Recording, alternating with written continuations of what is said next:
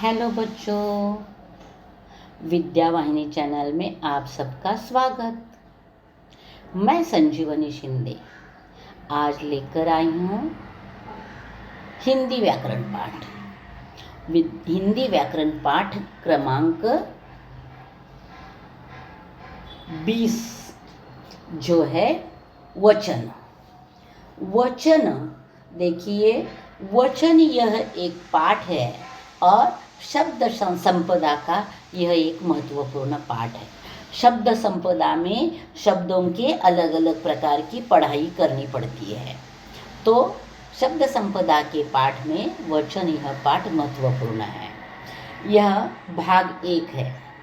इसमें हम वचन यानी क्या, वचन के कौन कौन से भेद है वह देखेंगे और उसके बाद पुल्लिंग का वचन परिवर्तन कैसे किया जाता है यह भाग 1 में देखेंगे।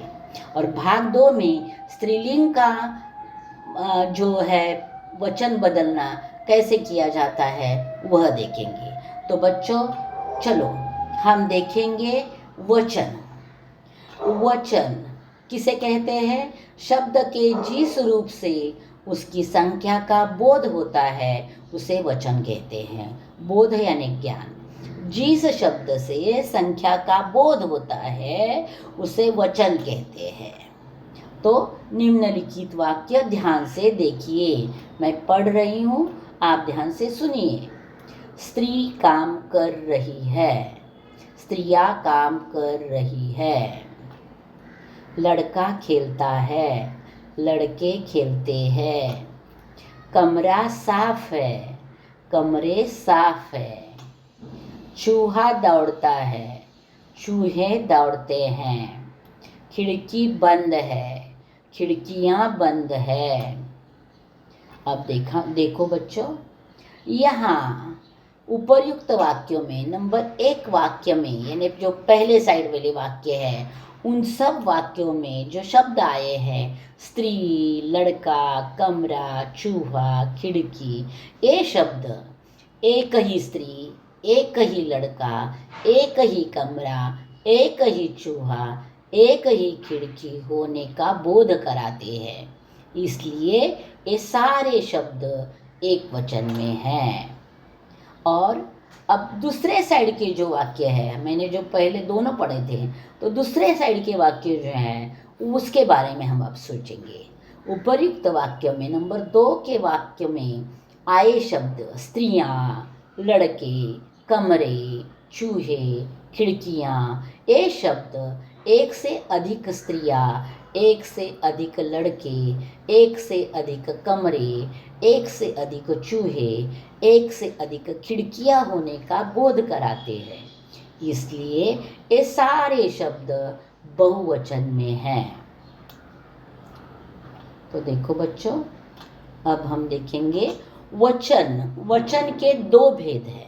पहला एक वचन और दूसरा भेद बहुवचन। यानी वचन के 2 भेद है, पहले को एक वचन कहते हैं, दूसरे को बहुवचन कहते हैं।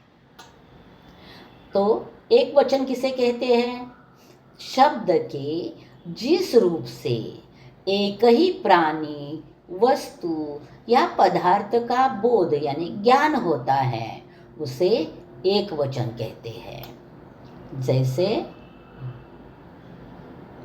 लड़की, कुर्सी, बकरी, रोटी आदि। अब देखो बहुवचन किसे कहते हैं हम देखेंगे।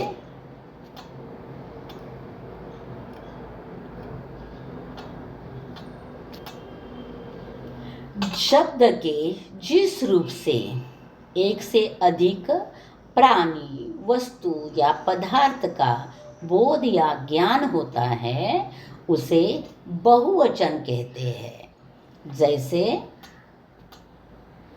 लड़कियां, कुर्सियां, बकरियां, रोटियां आदि। तो ये सारे बहुवचन के शब्द हैं। अब हम देखेंगे शब्दों का एक वचन से बहुवचन बनाने के सामान्य नियम। उसमें भी 2 प्रकार के शब्द होते हैं, पुल्लिंग शब्द और स्त्रीलिंग शब्द। तो पहले हम देखेंगे पुल्लिंग शब्द एक वचन से बहुवचन में परिवर्तित होते वक्त क्या क्या बदलाव होते हैं? तो उसमें नियम एक है अकारांत पुल्लिंग शब्द एक वचन और बहुवचन में समान रहते हैं। अकारांत पुल्लिंग शब्द, अकारांत यानी शब्द के अंत में अ है, ऐसे शब्द एक वचन में जैसे है वैसे के वैसे बहुवचन में भी रहते हैं।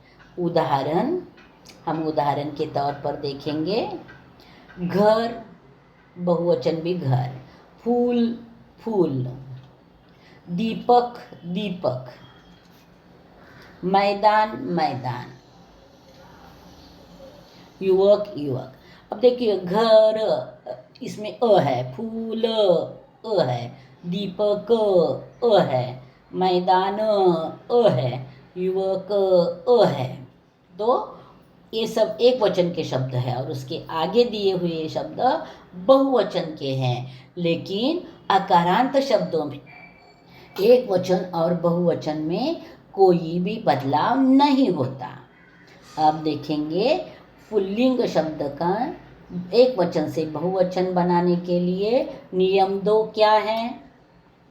आकारांत पुल्लिंग शब्द का बहुवचन बनाते समय अंत का आ स्वर ए में बदल जाता है। आकारांत यानी जो शब्दों के अंत में आ आता है वह आकारांत शब्द होता है, और जब वह एक वचन का आकारांत जब बहुवचन हो जाता है तो आ का ए हो जाता है। तो उदाहरण देखेंगे तो समझ में आएगा। उदाहरण, कमरा कमरे, रा रे हो गया, पता पत्ता पत्ते, ता ते हो गया, लड़का लड़के, का के हो गया, थैला थैले, ला ले हो गया, रास्ता रास्ते, स्ता स्ते हो गया। तो देखो बच्चों, इस प्रकार जो जहाँ आ है उसमें ए हो जाता है। यह बदलाव याद रखना जरूरी है। अब तीसरा नियम क्या है वो हम देखेंगे।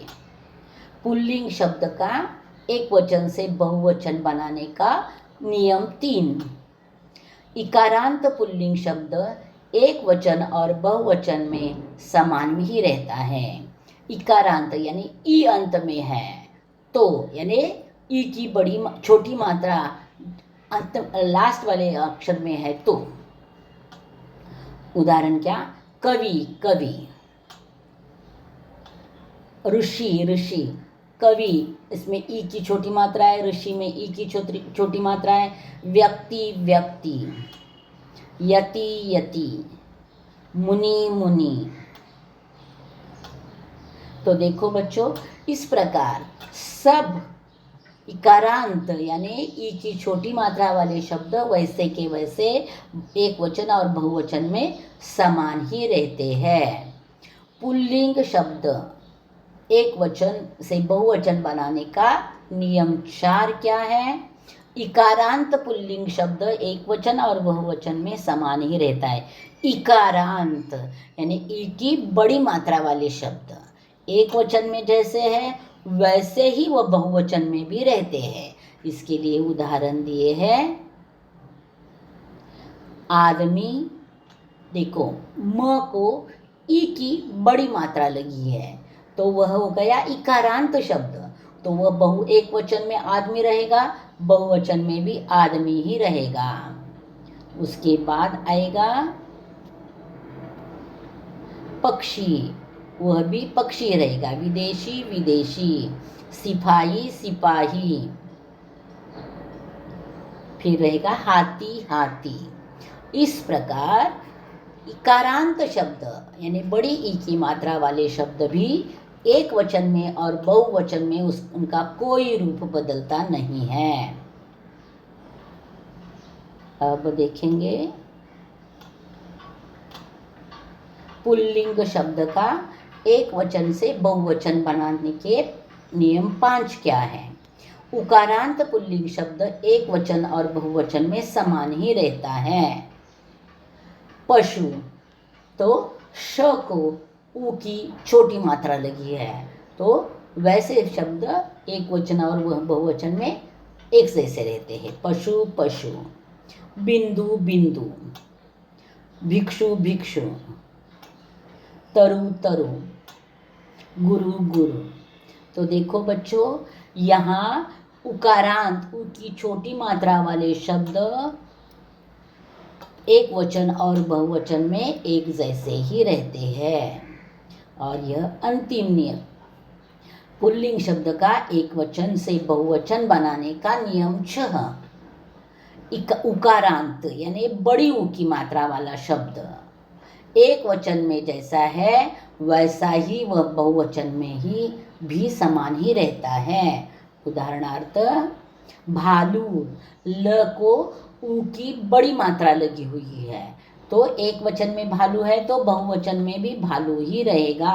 डाकू डाकू, आंसू आंसू, डमरू डमरू, चाकू चाकू।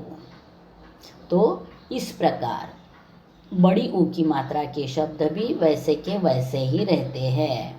तो बच्चों, आपको समझ में आया होगा, पुल्लिंग शब्द में सिर्फ आकारांत शब्द का ए हो जाता है, बाकी अकारांत हो, इकारांत हो, ईकारांत हो, बड़ा ऊ वाला उकारांत हो या छोटा ऊ वाला उकारांत हो, सब शब्द वैसे के वैसे एक वचन और बहुवचन में रहते हैं।